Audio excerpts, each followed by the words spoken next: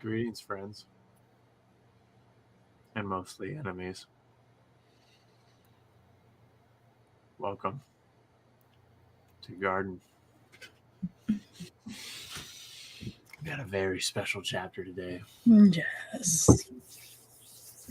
A very, very special chapter. One might say the specialist chapter.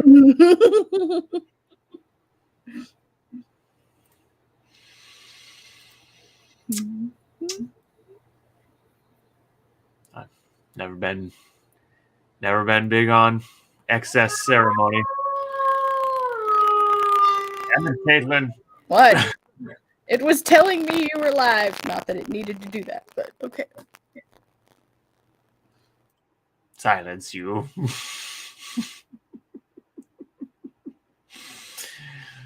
Okie dokie.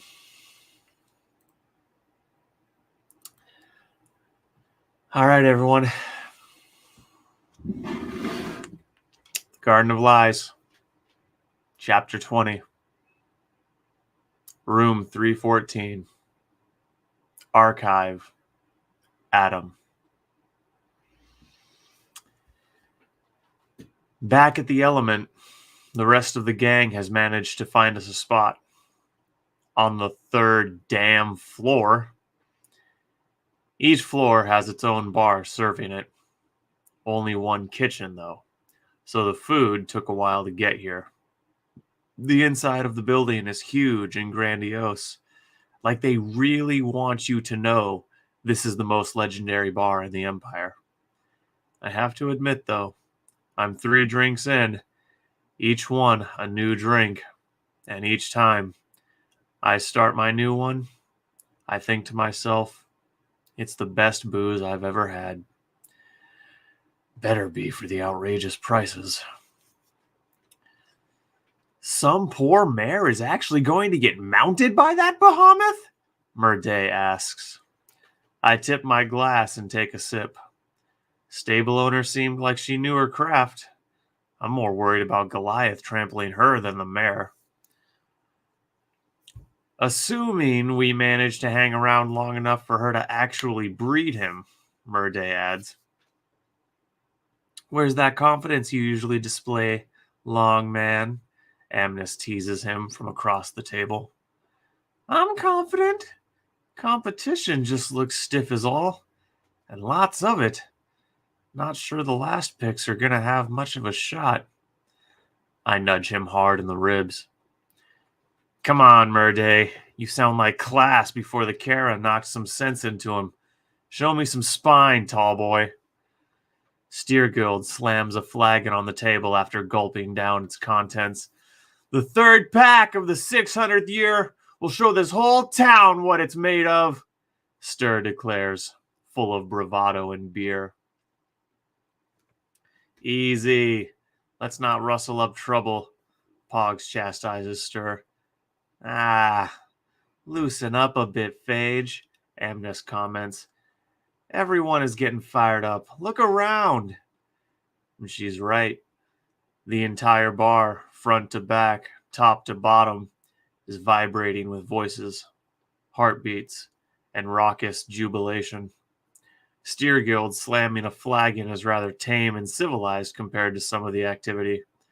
3 tables down, a blue-skinned girl dances on her table to the cheers of her associates. Across the room, there seems to be an impromptu arm wrestling tournament going on. A war shell is beating challenger after challenger. He's not even switching arms. Pogs, get a load of that, for instance. I point out the war shell. Great gods! You should compete, boss! Stir urges. Actually, agree. I want to see that, Kira says after swigging some swill. Who, me? I ask. No, Pogs! Stir and Kira say in unison. Oh, okay. Yeah, sure. I say, feigning hurt feelings. Oh, cut the crap, Dolge. Amnes throws a peanut at me. Between you and Pogs, he has it in brute strength and we all know it. I give the table a sly grin, letting them know I'm just joking. I take a drink of my cocktail. You should, though, Pogs. Might give us some insight into how strong they are, I pitch to him. That's what the arena is for, he says. Ah, come on, macrophage. Do it, Amnes cheers. Kira starts chanting, do it, and it only takes a few repetitions for our whole table to start chanting it. In an unexpected but hilarious turn of events, a few random strangers surrounding the table start chanting with us. After about 20 seconds, we have about 20 people telling Pogs to do it. Finally, he bolts up. Fine! I'll do it! We all cheer and follow him over to the war shell. Pogs is one of the bigger guys in the room. Still small next to a war shell. But then again, he's still in human form. The war shell is currently not engaged with an opponent, so he stands to meet our group when we approach. He towers over us, an easy 8 feet tall. His limbs are thick like tree trunks, and his skin shines like polished bone. Can I help you? His low voice asks Pogs. My friends think it would be something to see if I arm wrestled you. I've beaten 20 of you fuzzballs in a row. No thanks. He moves to sit down, but Stir reaches up to tap his shoulder. You might reconsider when you see this.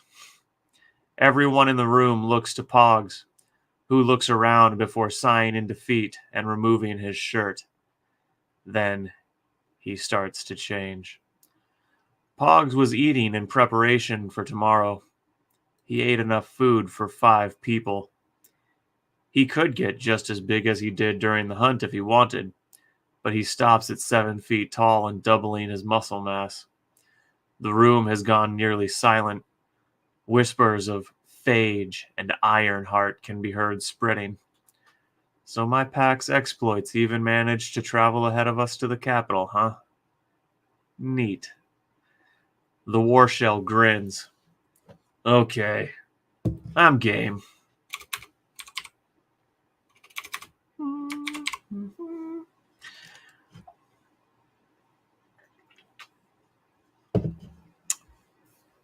Pogs has to scoot the bench on his side back a foot to sit down.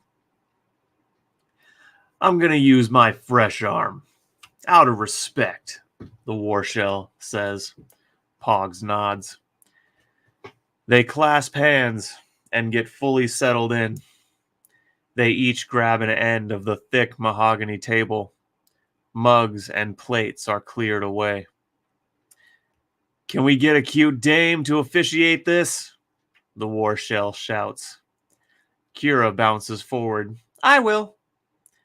She places both hands atop Pog's claw and the war shell's armored hand.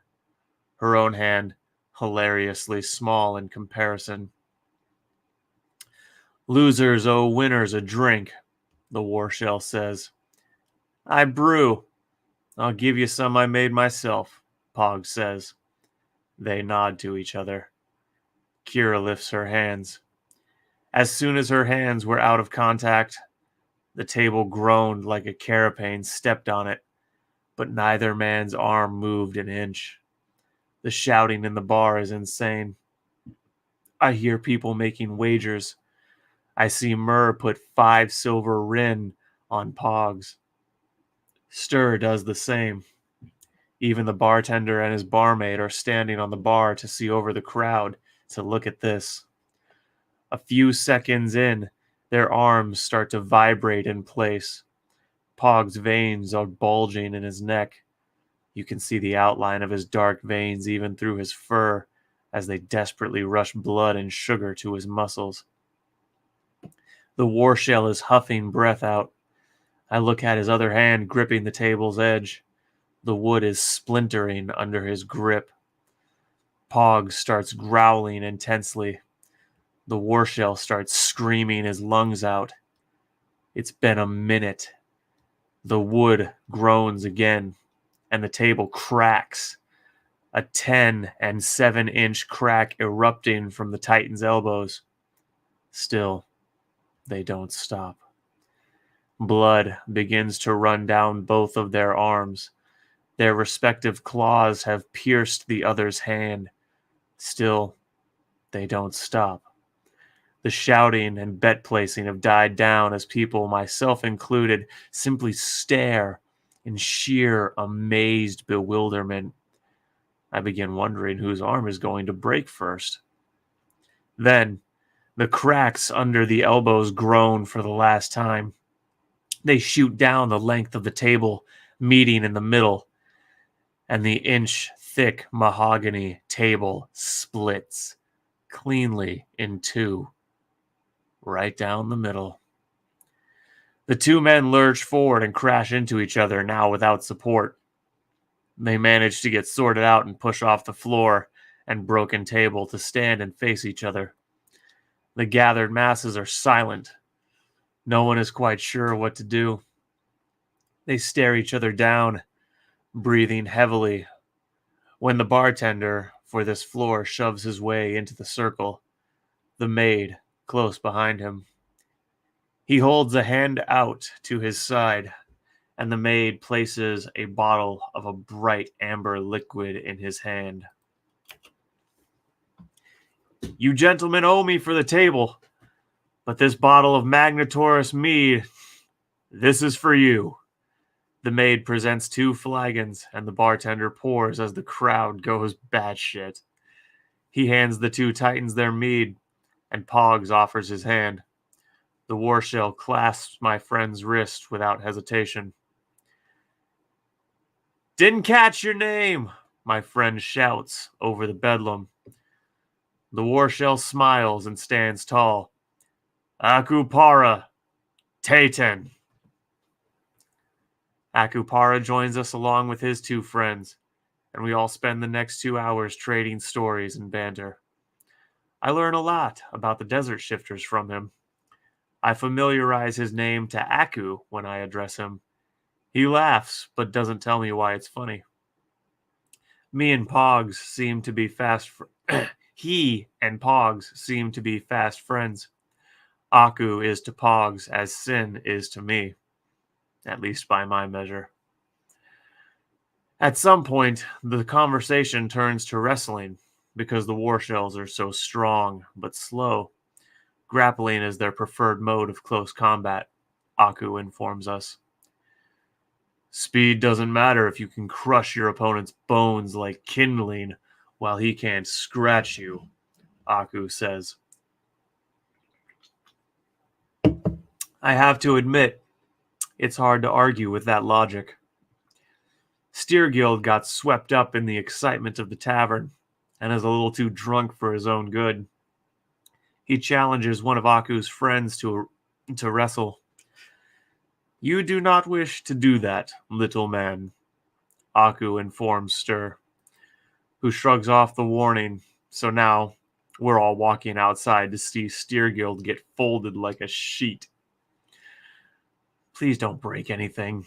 He's just drunk, I say to Aku's friend Kukura as we walk. Do not worry. I will simply stretch his muscles a bit, Kukura smiles when he says it, but the war shells have stiff, relatively unmalleable skin. Smiling looks strange on them. Of course, a crowd followed us out of the bar. Patrons from each floor want to see the follow-up to the epic arm wrestling match. A large circle forms. Stir and Ku face off, and Kira once again steps up to officiate, a big smile on her face. She raises a hand into the air, and when she swipes it down, the two men charge. I would call what happens to Stir a joke, but jokes are funny. This is sad. Stir charges with his arms wide to initiate a grapple. Ku charges into the much smaller man with a shoulder and sends him flying 5 feet back, landing on his rear end. Stir is clearly disoriented by the impact and the drinks. Ku has plenty of time to walk to Stir in a leisurely stroll. He picks Stir up by an ankle, so Stir's back is to him. Then, Ku grabs the opposite wrist and brings the two together, all while holding Stir straight out in front of him like a child's doll. Surrender, little wolf, Ku chuckles. Never! I've got you right where I want you! I've got you now! Stir shouts, while dangling there in Ku's grip. The crowd erupts in laughter, which deflates Stir's bluster more than literally getting folded ever could. He goes limp in Ku's grasp, and the massive war shell sets my friend down gently, his body intact. His pride? Well, his body is intact anyways. The wrestling doesn't stop with Stir and Ku. Plenty of drunk idiots with more confidence than bravado, and bravado than brains. Ku folds, in order, an avian from the north, a shark from the Leviathan Sea, 2 war dogs, and a cheetah who was positive with enough speed he could avoid getting grappled. Not when the entire point of wrestling is to grapple your opponent to submission, dumbass. I drink in the spectacle with interest on multiple levels. On one hand, this is good old-fashioned entertainment at its finest. On the other, I'm learning more about the competition watching this than I ever could from a book or a scroll. Amnis watches with the same intensity. I am sure she is thinking the same thing. People are practically begging Pogs to have a go, but he puts his foot down this time. I know he's saving his stored energy for tomorrow.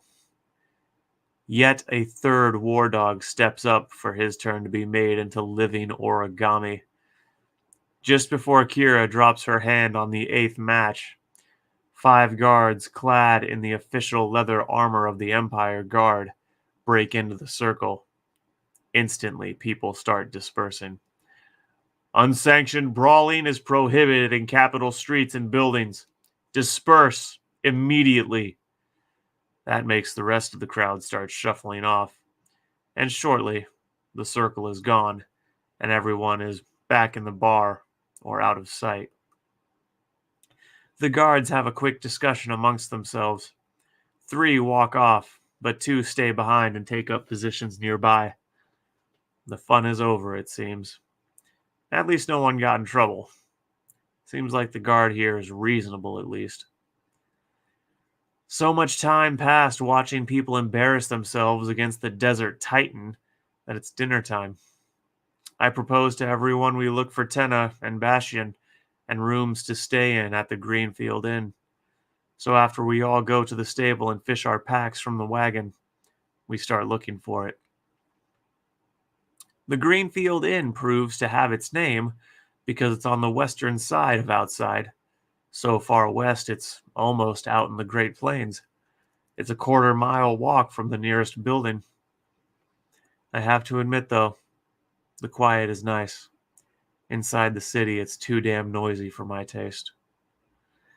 The building is painted grass green with white trim and built in the style of the rustic and practical felines near the northern feline border. It is pretty big, and there's a stable outside. Nowhere out of the weather to store the wagon, though, so I guess I'll keep Goliath where he is. The inside is spacious, favoring big open areas over narrow halls and many small rooms. Just inside the front door, a receiving desk centered on the door, a large open common area behind it. I see a hearth, several tables, and the inn has its own bar near the back of the room. No wonder Tenna picked here to stay. Welcome to the Greenfield Inn, proudly accommodating guests since the 409th year. How may I help you? An old man behind the desk asks. Thin, gray hair, trimmed beard, but alert and appearing genuinely friendly. He wears a form-fitting black tunic with a high collar and long sleeves. He's an old lion by the smell of him. Greetings, sir. Was hoping to catch up with some friends here. Tenefe and Bastion. Also looking for a few rooms for my group here. Interesting. Not often Canids come to stay. Tenefe must have really charmed you all a lot, he says, lightly stroking his bearded chin. You know Tenna? Oh, yes. Stricken with wanderlust, that one. Been through my inn a few times. She is here. Come, let me sign you in for rooms. We take some time to register the group and chat with the old innkeeper. Friendly old-timer likes talking about the history of his inn and bragging about how he is much cheaper yet nicer than the flea-bitten trash holes in town proper. It's pretty amusing to hear him rant about it, honestly.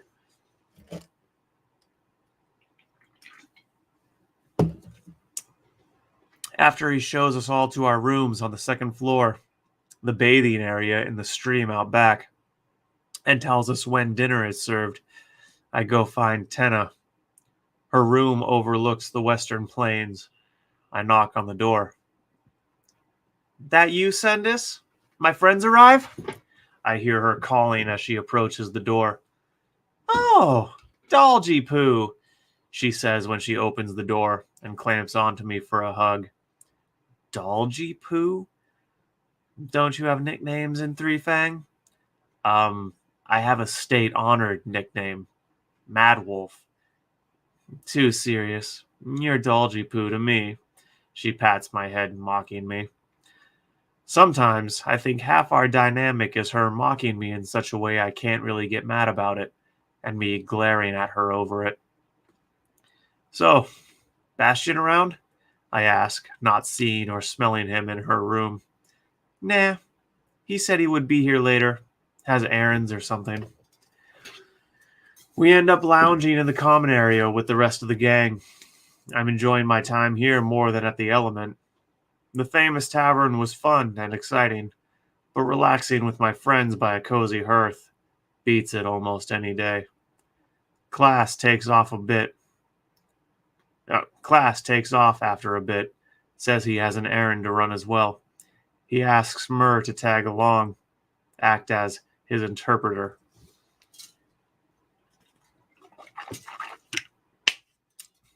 Dinner rolls around, and Class and Myrrh make it back, but Bastion never does show up. Don't worry about him. He's always off doing his own thing, Tenna assures me. As the night goes on and my friends start getting tired, we start filing off. Tenna and Amnis say they're going to go bathe in the stream, and Kira joins them. I practically have to grab Myrrh by the collar of his shirt to keep him from following them. Class returns, and we end up being the last ones sitting by the hearth, nursing mugs of wine, talking about the trials start tomorrow. So, what errand could you possibly have to run in a city you've never been in, Class? He winks at me. He's adopted a lot of non-verbal communication techniques since the hunt. Gonna leave your alpha hanging, huh? He shrugs. Fine then. I'm gonna lay my head down. Night. I stand and start walking past him, but he grabs my arm. I stop and look at him. Dulge, thanks for believing in me. Won't let you down.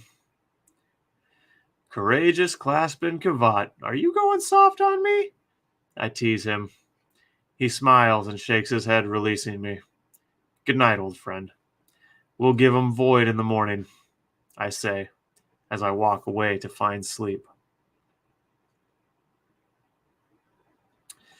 Dream world.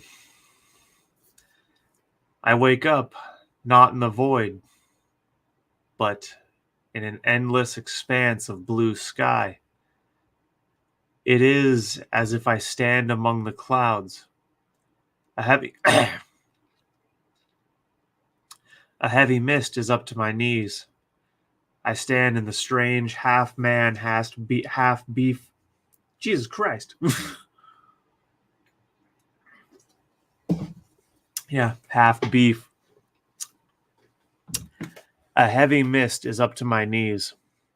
I stand in the strange half man, half beast form I found myself in once before in my dreams.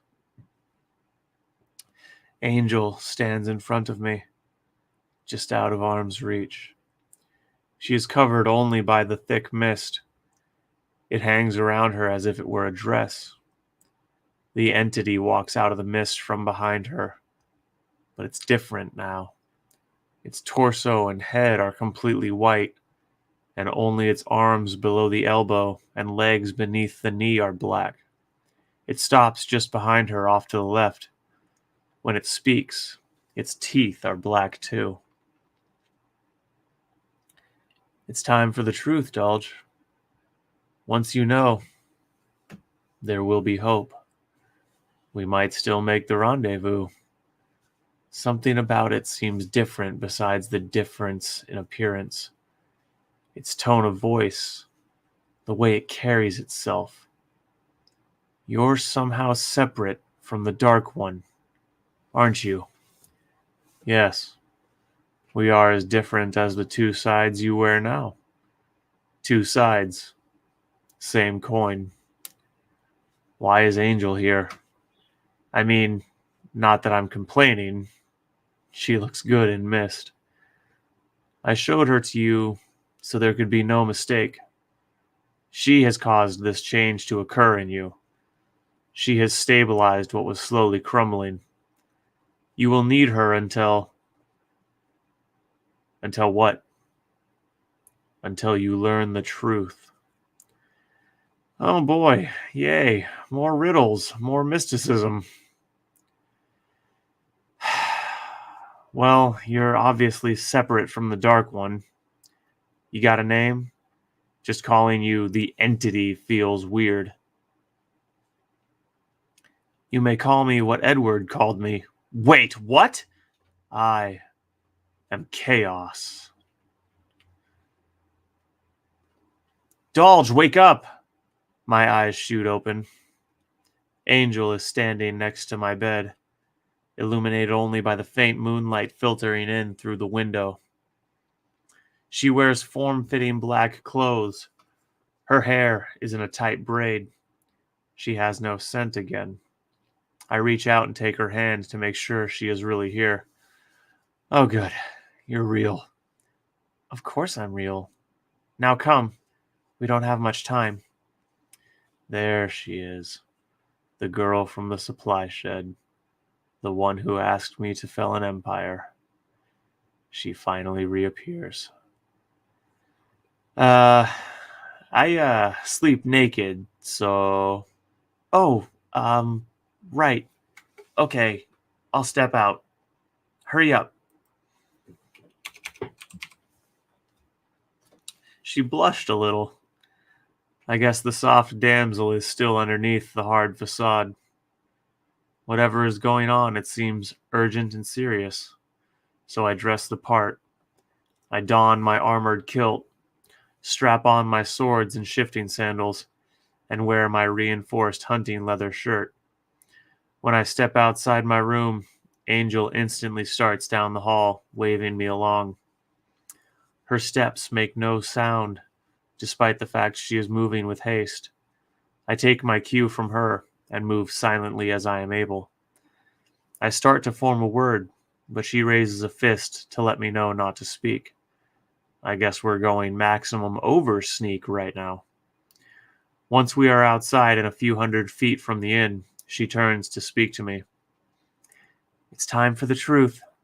Her voice is serious. Urgent. Oh, excellent. Let's hear it then. Not here. I have to show you. And we need to run. I can't keep up. You'll have to carry me.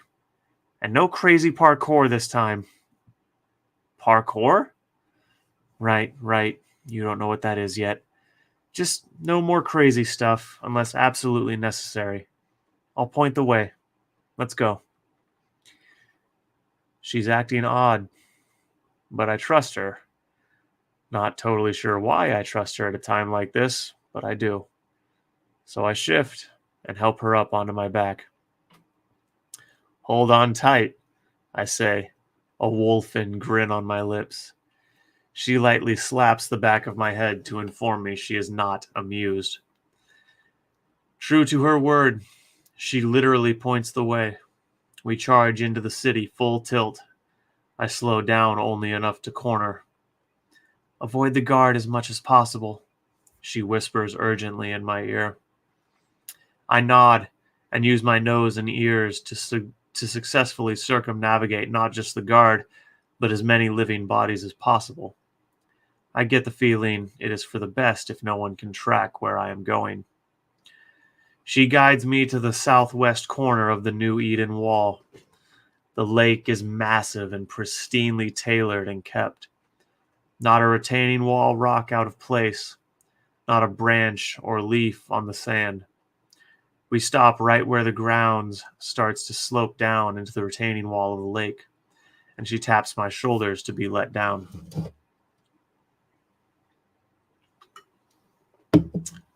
She walks over and starts carefully stepping down the large rocks that make up the wall. I raise an eyebrow, curious, but I follow. About 10 feet down from the ledge, halfway to the water's surface, she stops and starts feeling the wall. Her human eyes probably can't see in the dark what her fingers are looking for, but I think I do. This little notch right here? I ask quietly as I scratch at it with a nail. When I do, a small rectangular section of wall pops slightly out. Yes, thanks. It's some kind of cover on hinges hidden in the wall. She lifts it and starts poking at strange-looking nubs inside that depress when she touches them. After about 15 different presses, I hear a hissing sound, and a section of the wall raises up into itself like a portcullis. Oh, wow! How did you know about this? I ask as I follow her inside. Once we are both in, the small hidden door closes, sealing us in the 4x4 tunnel. I have to walk quadrupedal. Angel can simply crouch. The tunnel is lightly lit by strange glowing orbs embedded in the ceiling. I told you I know things even some shaman don't know. We made it here safely, so the hard part is over. Follow me. We move down the tunnel for almost 20 minutes, taking several turns. I notice in a few places there are large round holes in the ceiling with water stains on the floor beneath them. Are we inside some kind of waterway? We finally come to a dead end, and the lighting inside the tunnel is good enough that Angel can see the notch to open this cover. She taps more little nubs, and like the first one, a hidden door retracts into the ceiling. I crawl into a much larger hallway. The ceiling is roughly 8 feet high. The walkway is about 5 feet wide and lit by more of these strange glowing orbs. Most interesting to me, it appears the entire place is made from steel. Only the floor appears to be unnaturally smooth stone.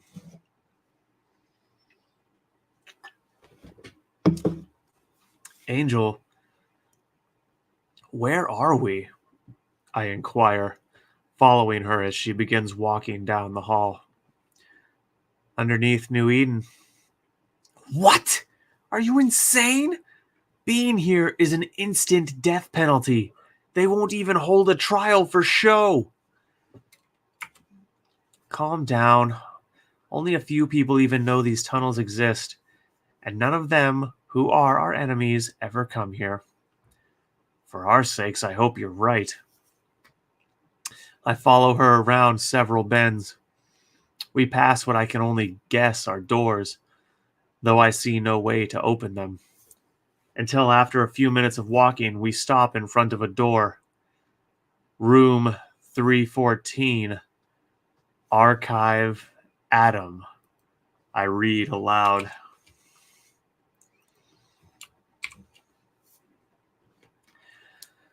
She faces the door and takes a heavy breath.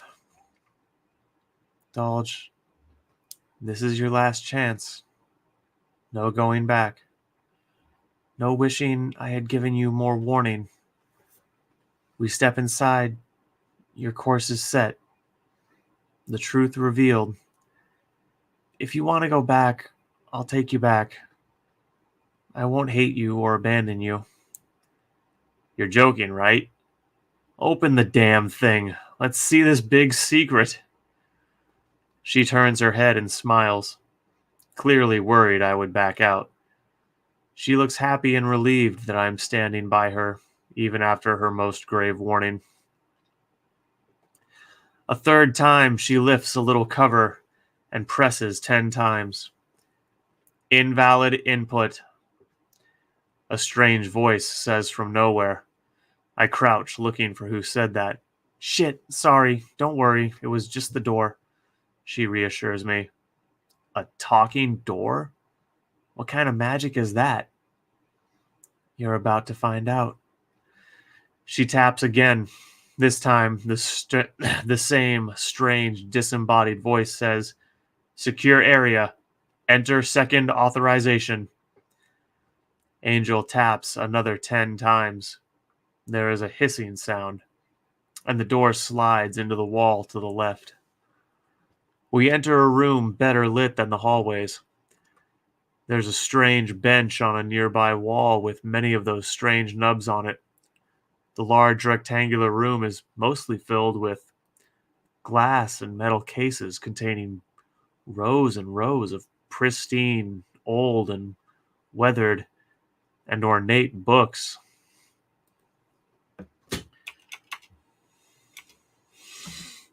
Also, near the back of the room is a strange-looking table supported by a single pillar in its center, with many metal ropes and wires hanging from under it and going into the floor.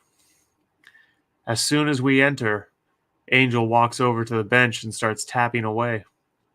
I decide not to bug her and go to look at the books. Many are titled in Star Tongue. A few I can read. Magna Carta, English translation. U.S. Constitution and supporting historical documents. Dead Sea Scrolls, English translation. Holy Bible, International Scholars Version. I've never heard of any of these books. Angel, what the void is going on? Basic Knowledge Primer loaded. History series. It's time, Dolge. Over here. Shift back. You won't fit in your beast form. She walks over to the strange-looking table, and with some apprehension, I follow her and shift back as she explains. On the table, there is an outline for where you place your head. It's also got cushions you're clearly meant to lay down on. Swords off. Lay down. Now she wants me to disarm in a strange place. Angel. She turns to me and cups a cheek in her hand, pulling me into a light kiss. I promise you won't be harmed. I'll be here the whole time. Just trust me. I'm gonna regret this. I trust you. I lay down on the table after placing my swords just underneath it where I can quickly reach for them. I hadn't noticed before, but there is a strange glass lid big enough to cover the table suspended from the ceiling. Angel starts pressing with nubs and other things on this table's side. I'm going to insert a tool into the back of your neck. It will only hurt a little. Then I'm going to strap a mask on your face that will give you air to breathe. Once I do, I'm going to activate the table, and the glass is going to drop, and the glass cover is going to drop down. With you inside, it will fill with a thick gel-like substance that's going to keep you from moving around too much. Then you will see. See what? I ask her. The truth. And the lies. As she said, she places something on the back of my neck, and it feels like a dozen bees sting the back of my head and neck for a second. Then the sensation passes. She places a full face mask made of glass on me, and I can instantly feel cool, moist air from the attached tube. I'll be right here, by your side the whole time. I promise. Just like when Engiel lit me up like Aurora Borealis. She smiles at the reference. Just like then. The glass cover starts to slowly drop, and it seals me in.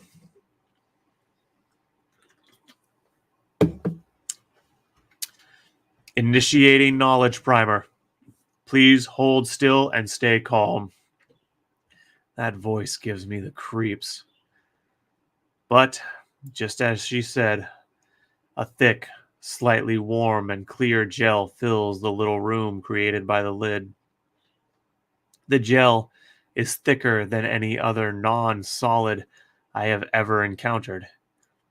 Even dense mud pales in comparison. Yet it seems to flow readily from the tubes in the top of this lid, plopping down on me and weighing me down till I am all but immobile, like a big goopy blanket. Suddenly, I start to feel a little tired, and I close my eyes. When I open them, the room is gone. The face mask is gone. I stand in a vast white expanse. Same as the void in my dreams, just less depressing. Suddenly, a man seems to just take shape from out of nowhere. Greetings, citizen. I am Archive Adam, your AI instructor for today. You are about to have a basic knowledge primer about Earth history and culture downloaded into your cerebellum. During this time, I will be analyzing your synaptic response to figure out what you do and do not know. This will allow me to give you the most beneficial experience possible. The process can seem like it is taking a very long time, but I assure you, here in the Expanse, time is subjective. What might seem years in here is only, usually, a few minutes in the real world. I'm not sure what the void this guy is talking about, until I feel this strange, fuzzy sensation in my head. And suddenly I start remembering things. Things I couldn't possibly know. Incorrect, citizen. You are not remembering. You are learning. And yes, I can read your thoughts as long as you are hooked into the Expanse.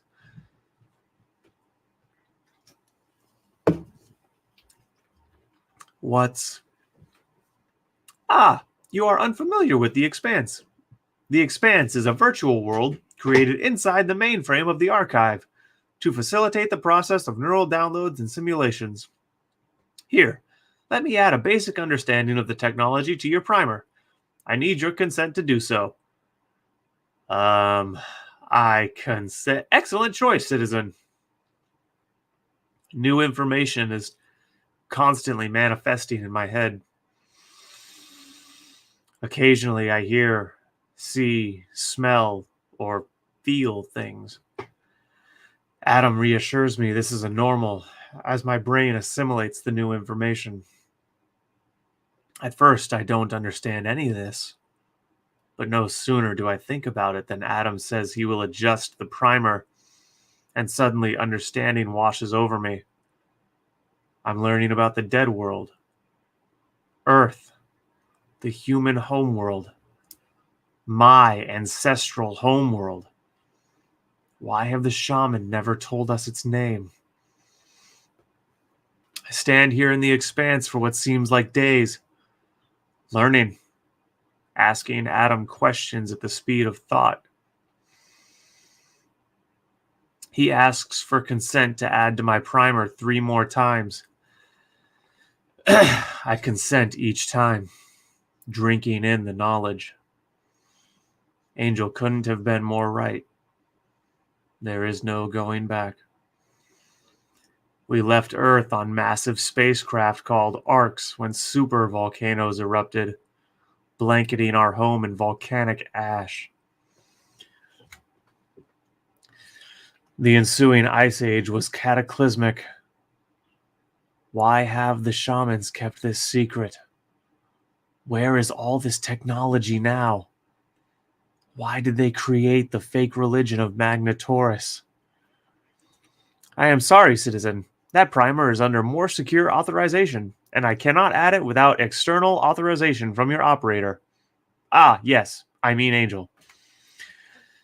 Inside the expanse, I learned the true history of the Earth, the dead world. Star Tongue is nothing but an ancient language called Latin, and several other Earth languages, Japanese, Spanish, German, French. The Empire speaks what used to be called English. The shaman never told us our language's name. So many things I just took for granted. Never questioned because it's just how everything was. The expanse answers hundreds of questions. I'm left with thousands more. Incorrect, citizen. It is not the expanse that is teaching you. It is I, Adam, the archive AI. The expanse is merely the virtual space made to facilitate it. Yeah. Oh, no. It's his voice, the Dark One. Citizen, it appears you are suffering from some kind of mental illness. I will initiate synaptic therapy protocol to... Like hell you will. Suddenly, the Dark One materializes behind Adam, grabs his neck, and lifts him into the air. He looks different now. He's opposite the one who called himself Chaos. Black body and head, white hands and feet. Dark One, stop! I shout. The laughing begins as soon as he was picked up. Adam went limp and lifeless. Looks like you found the answers without me. And it looks like that little green-eyed bitch wants to domesticate you. I won't let that happen. Not after what you've done to me. I will be free. He tosses Adam's limp body to the side and charges me. I take a fighting stance. But when I swing on him, my claw passes right through him. He runs right into me, his essence sinking into mine.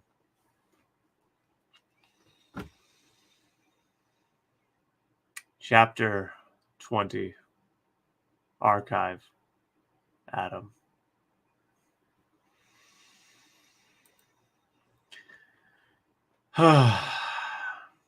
Mason did show up. Yep. Mason is here. Use your fresh arm. Out of respect. Yep.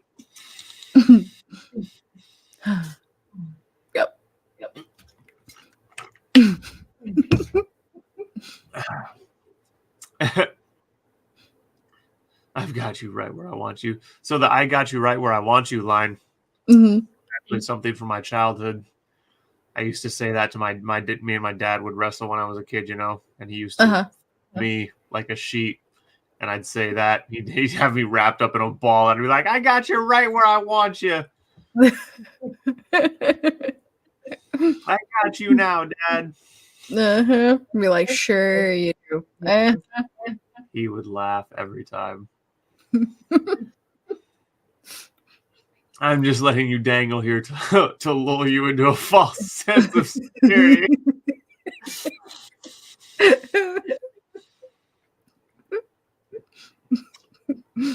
Dodgy poo, Christ, my ribs. Wait, but Dodge, don't be such a cockblocker. It wasn't until recently that I realized it was hell. Ah, good. always thought Void was fucked. Like, no. Half man, half beef. She likes half beef, man. Kind of that covered, but still a good twist. Mysticism and riddles are tight. Not when you're the subject of them. They're not, Wildy. Oh, they have the tightness. In the Matrix, and if I want to parkour, I'm going to parkour. Shaman are uselessly anal. Are shamelessly anal about their housekeeping. This seems 4x4. Because they certainly are shameless about housekeeping their anuses.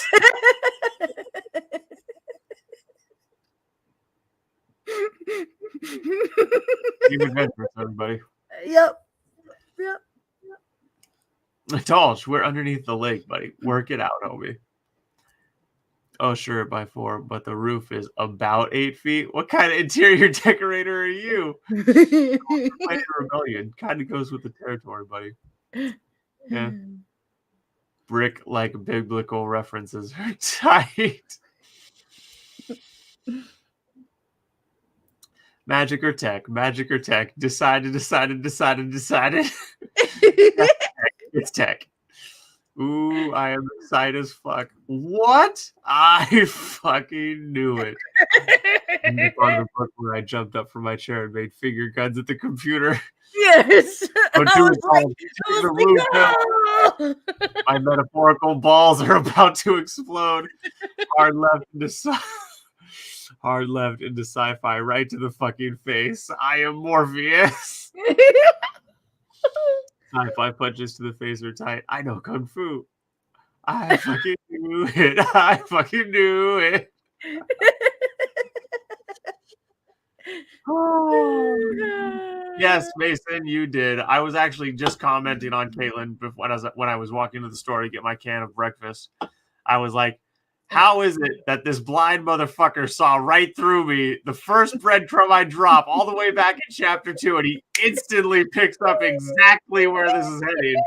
I was so irritated. God damn it! The first breadcrumb, he already called it. He's like, oh, what? No, I'm not crying. You're crying. Shut up.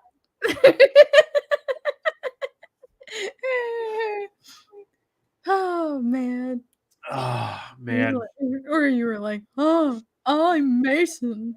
I read detective fiction, so I know all the things. Right. He's like, with my amazing powers of deduction, I will find out the plot to every book by reading the first 5 words.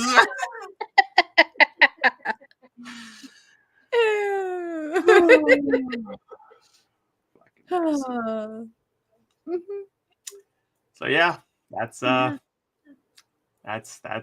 big twist, Mason. You called it, buddy. Bastard.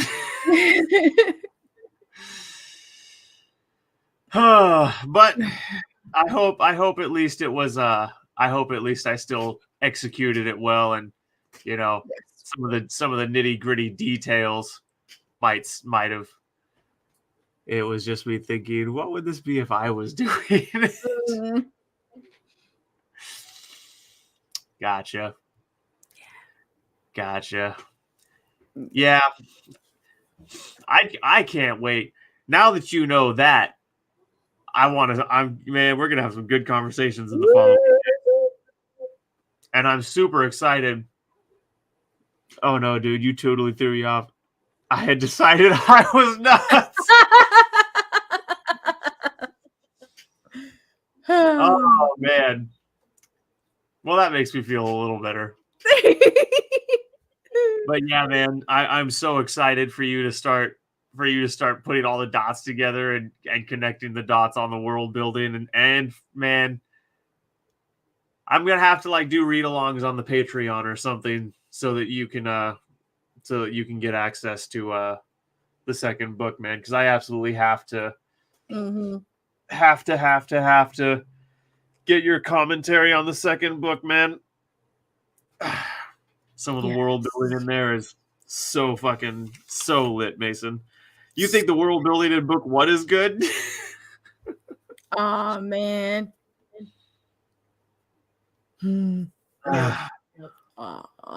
Well, not even just book 1 or book 2. Mason's gonna hate me for like being like this, and I'm not gonna give spoilers, but what you came up with last night though for third installment. Did I come up with that last night? I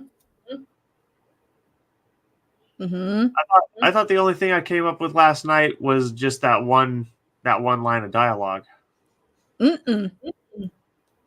No.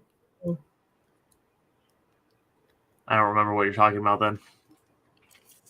It got you all excited that you were like, okay, I'm gonna write a little bit on the super secret project, and then I'm gonna work on book 3 because yeah, you're talking about getting to write Legion. That's right. The character.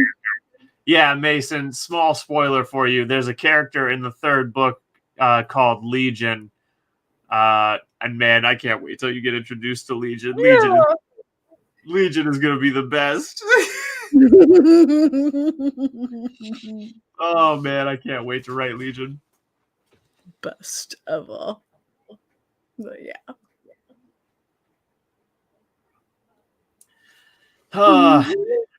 But it's funny too, Mason, because when I was like doing that, when I was like doing the you just keep thinking that, buddy, I was doing that with the deliberate intention of trying to throw you off the scent because I knew you had it. I was like, I gotta convince him that he's wrong. I gotta gaslight him. Oh man. What you should have done was been like, you know what, Mason? Yep, you're exactly right. Yep, sure are. I mean, what I did apparently worked, so. Yeah. Oh my god, I love it. Yeah, I dare say I felt world building quite clever when I wrote that twist. I was like, yeah, look at me, yeah. Oh my gosh. World building envy levels reach critical mass. Danger.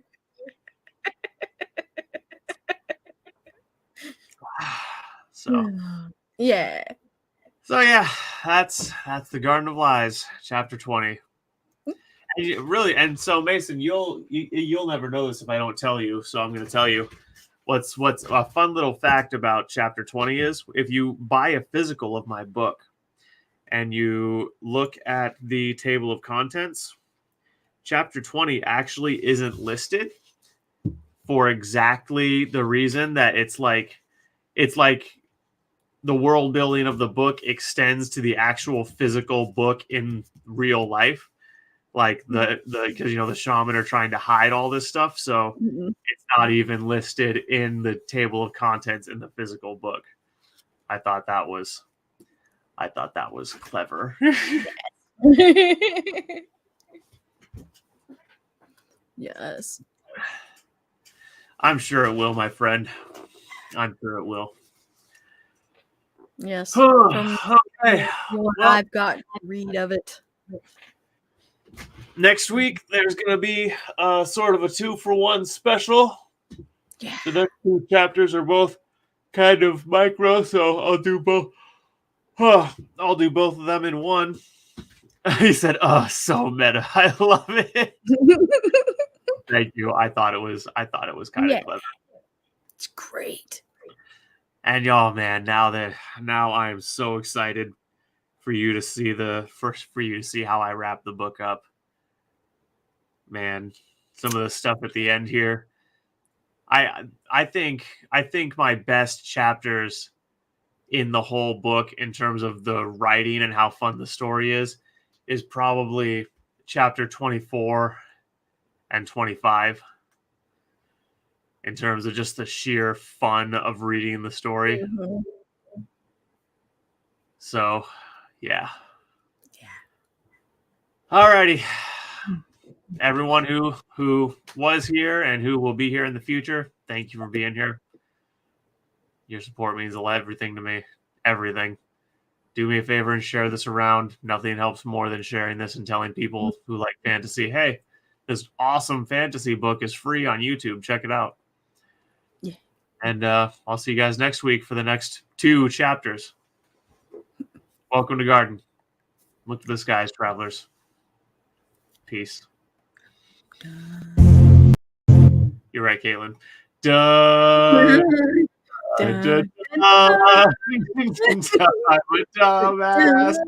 My own gimmick. Duh.